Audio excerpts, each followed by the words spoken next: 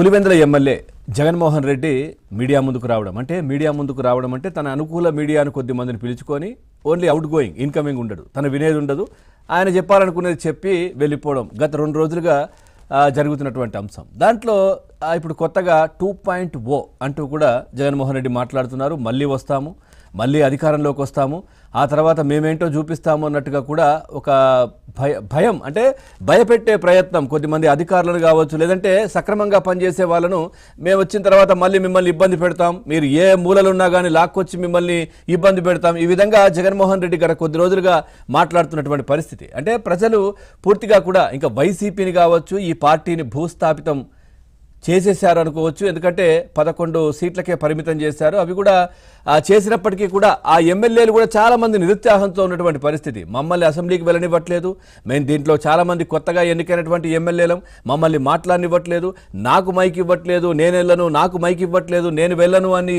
ప్రతిపక్ష హోదా అంటూ సాకు పెట్టి మమ్మల్ని కూడా వెళ్ళనివ్వట్లేదు అని కొద్దిమంది ఎమ్మెల్యేలు కూడా వైసీపీకి సంబంధించిన వాళ్ళు మాట్లాడుకుంటున్నటువంటి పరిస్థితి. ఎందుకంటే ప్రజల్లోకి వెళ్ళి వాళ్ళందరూ కూడా దాదాపుగా 40 నుంచి 45, 50 ఆ విధంగా ఓట్లు సంపాదించి అంటే పర్సెంటేజ్ సంపాదించి గెలిచినటువంటి ఎమ్మెల్యేలు దాదాపుగా 10 మంది ఉన్నారు. జగన్మోహన్ రెడ్డితో పాటు 11.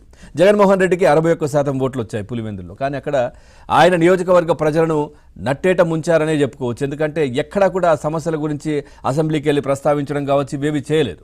మిగతా 10 మంది కూడా అట్లాగే అంటే మేము వెళ్తా అంటే వెళ్ళనివ్వట్లేదు అని వాళ్ళు ఇబ్బందులు.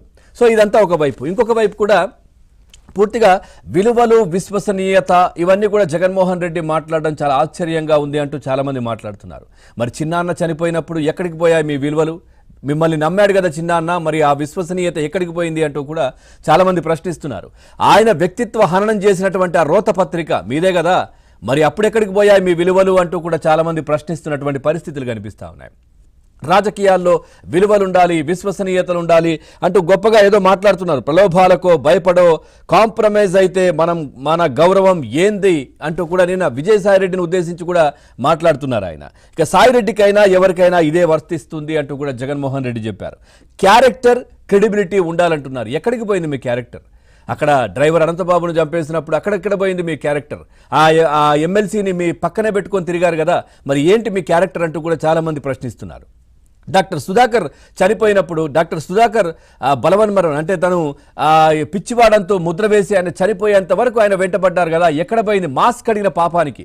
ఎక్కడ పోయింది మీ క్యారెక్టర్, మీ క్రెడిబిలిటీ అంటూ కూడా చాలామంది ప్రశ్నిస్తున్నటువంటి పరిస్థితి రాష్ట్రంలో కనిపిస్తూ ఉంది. యథేచ్ఛగా మద్యం, ఇసుక, మైనింగ్, వైన్, అన్ని లిక్కర్ ఏది పడితే అదే కాదేదు, దోపిడీకి అనర్హం అనే విధంగా గత 5 ఏళ్లు కూడా మీరు పరిపాలన కొనసాగించారే. ఎక్కడికి పోయింది మీ విలువలు, విశ్వసనీయత, మీ క్యారెక్టర్, క్రెడిబిలిటీ అంటూ కూడా చాలా మంది ప్రశ్నిస్తున్నటువంటి పరిస్థితి ప్రస్తుతం కనిపిస్తోంది 2 రోజుల జగన్మోహన్ రెడ్డి మీడియా సమావేశాన్ని చూసిన తర్వాత. సో ఇదే విధంగా కూడా అన్ని అంశాలు కూడా ఇటు ఒకవైపు రోజా ఇష్యూ మనం చూసుకోవచ్చు.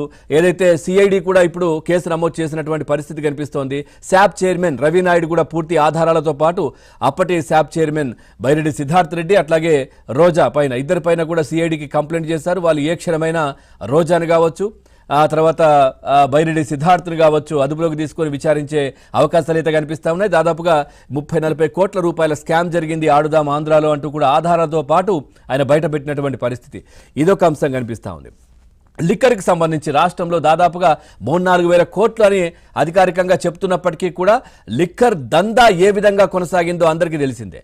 అంటే దశల వారీగా మద్యపాన నిషేధం అన్నారు, ఆ తర్వాత మద్యం ఒక డబ్బున్న వాళ్ళకే పరిమితం చేస్తాను, చాలా కాస్ట్లీ చేస్తే ఎవరు తాగరు అంటూ కూడా విచ్చలవిడిగా మద్యాన్ని ఏరులై పారించారు జగన్మోహన్ రెడ్డి అధికారంలో ఉన్నప్పుడు ఆయన అనుయాయులు. సో ఆయనకు సంబంధించినటువంటి వందిమాగదులు, ఆయన దగ్గరున్నటువంటి విజయసాయి కావచ్చు, ఇలాంటి వాళ్ళందరూ కూడా పూర్తిగా వాళ్ళ కనుసన్నల్లోనే మద్యం మాఫియా నడిపించినటువంటి పరిస్థితి కనిపించింది. సో ఈ విధంగా పరిపాలన కొనసాగించారు. అట్లాగే నిన్న కూడా మరి యాదృచ్ఛికమా అనుకోకుండా ఏం జరిగిందో తెలియదు కానీ జగన్మోహన్ రెడ్డి నివాసం దగ్గర మొన్న అగ్ని ప్రమాదం జరిగింది. దాంట్లో కొన్ని డైరీలు కావచ్చు, చాలా అంశాలు కూడా దాంట్లో ఉన్నటువంటి పరిస్థితి కనిపించింది. లిక్కర్కి సంబంధించి కూడా కూటమి ప్రభుత్వం సిఐడి ఎంక్వైరీకి కూడా సిట్ కూడా వేసినటువంటి పరిస్థితి ప్రస్తుతం. ఆ సిట్ ఎక్కడికైనా పోవచ్చు, చాలా అధికారాలు ఇచ్చారు, ఎవరినైనా ప్రశ్నించవచ్చు, ఎవరినైనా తీసుకొచ్చి విచారించే అధికారాన్ని ఆ సిట్కి ఇచ్చిన పరిస్థితి. వెంటనే మరి అక్కడ అగ్ని ప్రమాదం జరిగింది. దాంట్లో చాలా ఫైల్స్ కాలిపోయాయి. మరి కొన్ని డైరీలు ఉన్నాయంట, డాక్యుమెంట్లు ఉన్నాయంట, చిప్పులు ఉన్నాయంట, ఏవో ఉన్నాయంట, కంప్యూటర్లు అంట. సో ఇవన్నీ మరి ఏంటి, వాస్తవం ఏంటి, నిజమేనా, అక్కడ ఏం జరిగింది, ఈ అంశాలన్నిటికీ సంబంధించి మనం మాట్లాడదాం. మనతో పాటు చర్చలో పాల్గొంటున్నారు కిరాక్ ఆర్పి, లైవ్లో ఉన్నారు, వారితో మాట్లాడదాం. ఆర్పి నమస్తే. నమస్కారం అన్నయ్య. రైట్ ఆర్పి, ఏం చెప్తారు?